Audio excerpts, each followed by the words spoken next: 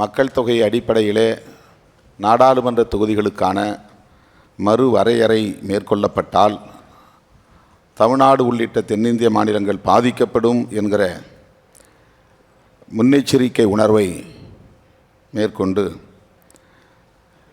இந்திய அரசின் கவனத்தை ஈர்க்க வேண்டிய பொறுப்புணர்வோடு இந்த கூட்டம் நடைபெறுவது நம்பிக்கையை அளிக்கிறது.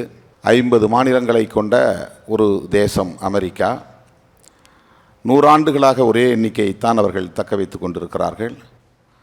அங்கேயும் இதே பிரதிநிதித்துவ ஜனநாயகம்தான் நடைமுறையில் இருக்கிறது.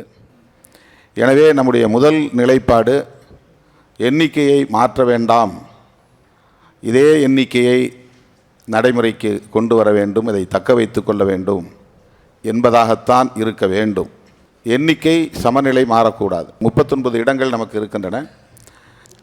எண்ணிக்கையை மாற்ற வேண்டாம் என்பதில் நாம் உறுதியாக இருப்போம். அதையே தொடர்ந்து வலியுறுத்துவோம். மாண்புமிகு முதல்வர் அவர்கள் தென்னிந்திய மாநிலங்களை ஒருங்கிணைப்பதற்கான ஒரு கூட்டு நடவடிக்கை குழுவை அமைக்க தீர்மானத்தை முன்மொழிந்திருக்கிறார். அதாவது நாடாளுமன்ற உறுப்பினர்களை கொண்ட ஒரு கூட்டு நடவடிக்கை குழு. அது முதற்கட்டமாக தேவையானதாக கருதுகிறேன். எனவே அந்த கூட்டு நடவடிக்கை குழுவையும் விடுதலை சிறுத்தைகள் கட்சி வரவேற்கிறது, ஆதரிக்கிறது.